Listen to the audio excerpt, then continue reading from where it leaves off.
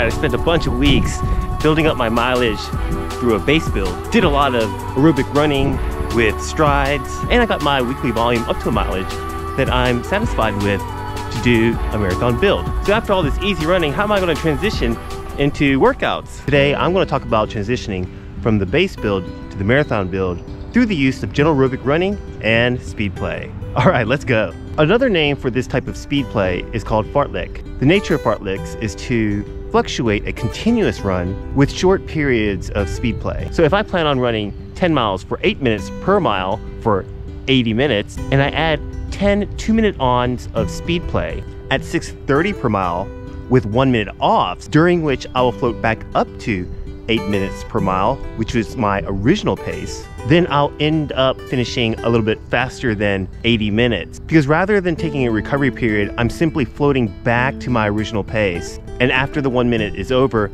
I go back to the ons at 6:30 per mile for a total of 10 times in all. So let's just say, for example, that 6:30 per mile is my threshold pace. Why am I doing speed play at threshold pace when I could just do longer intervals with active recovery in between them? Well, because I'm coming off of the base build, my ability to clear lactate is not very high. So I need an adjustment period during which I can mechanically get used to the speed of running at 6:30 per mile. My body's ability to clear lactate can also take a period of time to adjust, and I can mentally adjust to this increased pressure of faster running. Now, since my body's not used to running at these speeds, my legs and my lungs will probably give out on me before my heart rate has a chance at getting into lactate threshold range. So in order to help that along, we do the fartlek with 1 minute floats. And it gives my mind and my body a chance to relax a little bit, take the pressure off, and I can pick back up during the next 2 minute on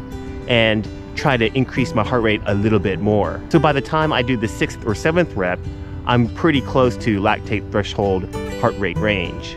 And coming off of a base build, it's not likely that I could do that with 12 minutes of continuous running. So why not just do active recovery and take a walk or jog in between each of the ons? Well, the goal is to simulate a continuous 30 to 35 minute effort at lactate threshold. So if we want to eventually get there, we have to practice this continuous type of running. We can also do fartleks at the speed at which we run at VO2 max intervals. And at that effort, it's good to do the ons in 1 minute periods of duration, followed by 1 minute offs. Fartleks can also be used to supplement a particular type of running that hasn't been adequately covered during workouts during the week. For example, if we're taking an off week during VO2 max intervals and the track session is rather short, then we won't have a lot of VO2 max time for that week. We can supplement some VO2 max time during medium long run during the week. And this will keep our heart rate low. It'll help us to leverage the off week to give our bodies time to recover. Figuring out how to structure your run week is a pretty tough task. It's hard to do it alone, and there's a lot of resources out there online, and it can get really, really confusing. But don't worry too much. Do most of your running easy, get about 8% of volume at VO2 max, 10% of volume at lactate threshold, and 20% volume at marathon pace, and you'll be well on your way to crushing your marathon goals. All right, giant shout out to my good friend Colin Brown for completing his very first marathon at the Cleveland Marathon with an excellent finishing time of 3:04:46. Let's go. All right. Super proud of you, bud. Looks like you started out pretty strong and then had a little bit of trouble getting to the finish line, but well done fighting to the very end. So much gratitude for our Patreon team. Thank you so much. We cannot do it without you. And here are our socials.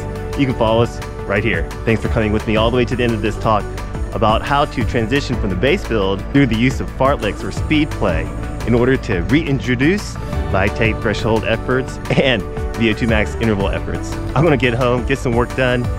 Cole has been doing such a great job on editing these videos. I think I'm gonna let him keep doing it. I hope you have a great day and a meaningful run. We'll see you in the next one. All right, bye now.